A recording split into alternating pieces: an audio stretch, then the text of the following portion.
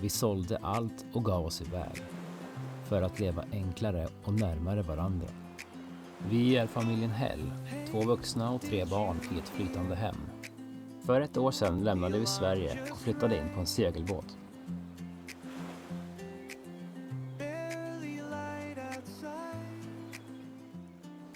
Idag tänkte vi prata om vad gör barnen hela dagarna och hur hittar de kompisar. Och många delar är ju ganska likt livet vi hade i Sverige. De har sina intressen, de leker med Lego, bygger pusslar, spelar och så vidare. Det som är skillnaden är att vi har lite mer begränsad yta. Ja, det är svårt att spara legobyggen och sådana saker. Pussel och annat. Det kan inte ligga framme på samma sätt utan det behöver plockas undan. Barnen tycker också om att läsa böcker. Och utifrån det är det främst Oskar som läser mycket. Ja, han har läst länge nu men de lyssnar även på ljudböcker. Och av det så får de inspiration då till att köra det som de kallar för pratlekar eller lekprat. Jag vet aldrig vilket det är. men de kör fantasi-rollspel kan man säga på innehållet i de olika böckerna då. Så det är ganska häftigt att se för det kan de ju ta och plocka upp var vi än är någonstans. Men förutom det så hjälper vi barnen gärna till med våra vardagssysslor här ombord. Att duka, plocka undan och så. Men en favoritsysselsättning är väl ändå jollen, för den tycker de är lite rolig. Och hissa upp och ta ner. Och... De vill gärna ta ner jollen och de vill gärna förtöja jollen. Och köra jollen med, speciellt Erik. Ja. Men det som kanske är största utmaningen ändå är ju hur de hittar kompisar. Och det är ju inte sådär jätteofta det bara spontant dyker upp en annan båtfamilj i samma vik. Nej, men det händer. Det har hänt.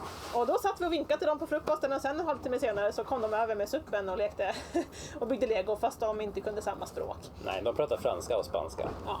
Så Men för att få lite mer organiserad lek och för att träffa barnfamiljer lite mer ofta och inte bara sådär spontant en gång per år så har ju vi diverse appar och andra sociala ytor där andra barnfamiljer samlas och vi försöker strukturera upp och organisera träffar för barnen. Det visar sig att de flesta som är liveaboards med barnfamiljer ombord har som första prioritet att hitta andra barnfamiljer att leka med. Det är inte bara vi. Nej, vi har lite samma utmaningar så att det har gått bra. De har träffat många kompisar, andra barnbåtar och vi försöker hålla kontakt med dem vi träffar. För vi går lite så här skilda vägar, man har lite olika resmål och sen så träffas vi igen några månader senare. Men under tiden så har vi kontakt då. Barnen skickar bilder och filmer till sina kompisar på WhatsApp exempelvis. Och det är samma sätt som vi gör med de kompisarna som de har kvar hemma i Sverige. Bygger ni Lego hela dagarna eller? Nästan. Ibland dricker vi kaffe också. Ja, ditt kaffe, pappa. I solen på akterspegeln, va Erik? Och Oskar och Nils då? Läser ni bok? Vi leker och läser bok och ibland bygger Lego. Så vi spelar mer. Vad är det då? Det är som vi kallar lekprata. Det gör ni en hel del, ja. Och då får ni inspiration från era böcker, va? Ja, böcker och filmer. Vad brukar ni leka för något då? När ni rollspelar? Lekpratar? Star Wars, Harry Potter och en serie som heter Seawalkers och en till serie som heter Woodwalkers. Och idag kommer det ju faktiskt en annan barnbåt hit. Är det ofta det kommer andra barnbåtar? Ja. Nej, inte så ofta. Det är Sigrid och Charlie som kommer hit. Shiloh. Ja. De träffade vi sist i Grekland. Ja. Nej, i Medanisi. Helt rätt, Erik. Kompisar, kul! Ja. Mamma, vem är någons mamma? Mamman heter Elisabeth. Det är hon i rosa-röd. Liksom där. Sen har de 2 stycken som hjälper dem. De har 2 stycken.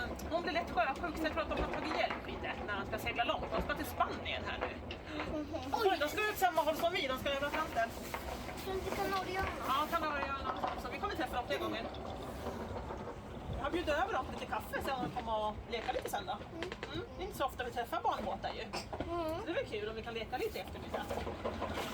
Men vi har ju också skola som tar upp en hel del av tiden också. Och det tänker vi prata mer om i nästa avsnitt. Så hoppas att ni vill hänga med då. Ha det så bra så länge. Hej då! Ses!